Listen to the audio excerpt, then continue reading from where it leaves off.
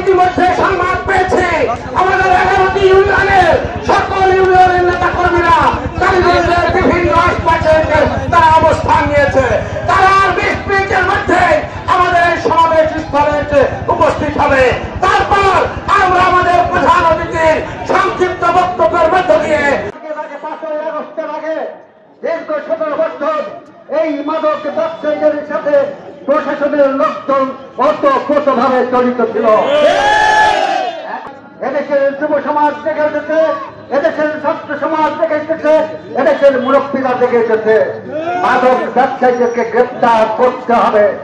মাদক ব্যবসায়ীদের গ্রেপ্তার করবেন না, সন্ত্রাসীদের গ্রেপ্তার করবেন না, আওয়ামী লীগের দোষরদের গ্রেপ্তার করবেন না, আওয়ামী লীগের আসামিদের গ্রেপ্তার করবেন না।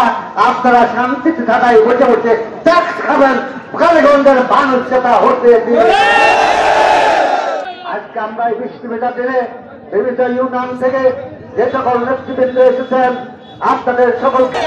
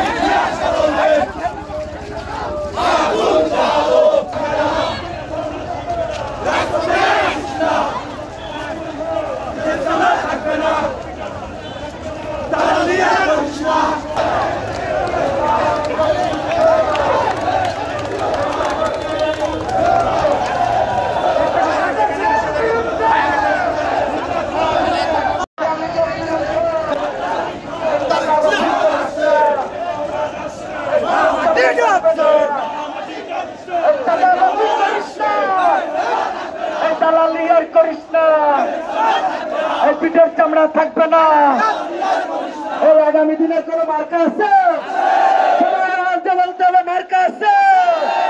সারা বাংলাদেশের রাষ্ট্র পরিচালনা করবে মার্কা